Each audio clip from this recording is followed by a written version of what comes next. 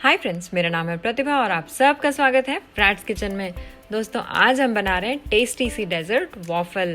दोस्तों जो वॉफल है वो बिल्कुल स्टैंडर्ड रेसिपी से बना रही हूँ मैं। बाहर थोड़ा क्रंची होगा और अंदर बिल्कुल सॉफ्ट होगा, बिल्कुल फ्लफी होगा और खाने में बड़ा ही मज़ेदार लगेगा ये दोस्तों। तो चलिए इसको बनाना शुरू करते हैं। इसको बनाने के लिए मैंने यहाँ पर 2 कप मैदा लिया है, जिसमें मैं 6 बड़े चम्मच पिसी हुई चीनी डाल रही हूँ, क्योंकि हमारा जो वॉफल है वो बहुत ज़्यादा मीठा नहीं अच्छा लगता है। नमक डाला है मैंने 1/8 टीस्पून शुगर को बैलेंस करने के लिए, और बेकिंग पाउडर डाल रही हूँ 2 छोटे चम्मच। जी हाँ दोस्तों, बेकिंग पाउडर इसमें अच्छे से जाएगा ताकि हमारा जो वॉफल है वो अच्छा फ्लफी बने। सूखे इंग्रेडिएंट्स को अच्छे से मिक्स करेंगे और मिक्स करके एक साइड में रख लेते हैं। और चलिए अब हम वेट इंग्रेडिएंट्स प्रिपेयर कर लेते हैं, जिसके लिए मैंने यहाँ पर 2 अंडे लिए हैं, जिसमें 440 ml दूध मिला रही हूँ मैं। दोस्तों मेजरमेंट्स एग्जैक्ट फॉलो करें, आपका वॉफल बहुत अच्छा बन के आएगा। दूध और अंडे को आपस में मिक्स कर लें और मिक्स करने के बाद यहाँ पर 1/4 कप मेल्टेड बटर लें। दोस्तों जो दूध का टेम्परेचर है वो भी रूम टेम्परेचर पे था और अंडे भी रूम टेम्परेचर पे हैं। इसमें मैंने पिघला हुआ मक्खन डाला है। वेट इंग्रेडिएंट्स को भी हम आपस में मिक्स कर लेंगे और मिक्स करने के बाद इसको हम ड्राई इंग्रेडिएंट्स पे पोर कर लेंगे। उसके बाद इसका हम एक अच्छा घोल तैयार करेंगे। घोल बनाते समय एक चीज़ का ध्यान रखें दोस्तों कि इसकी मिक्सिंग बहुत ज़्यादा नहीं करनी है हमको।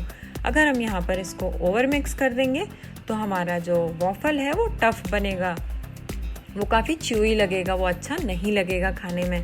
तो इसको यहाँ पर रफली मिक्स करें और थोड़ा सा मिक्स करने के बाद ही आप देख सकते हैं यहाँ पर मैंने लम्प्स को बिल्कुल नहीं हटाया है।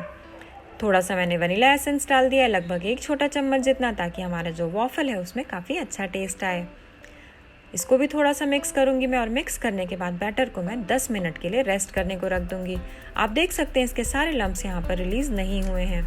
10 मिनट के बाद मैं इसको थोड़ा सा घोल रही हूँ, लगभग 10 से 20 सेकंड के लिए। लम्प्स काफ़ी ख़त्म हो गए हैं अब इसके अपने आप रेस्ट करने से। अब यहाँ पर मैंने वॉफल मशीन ली है।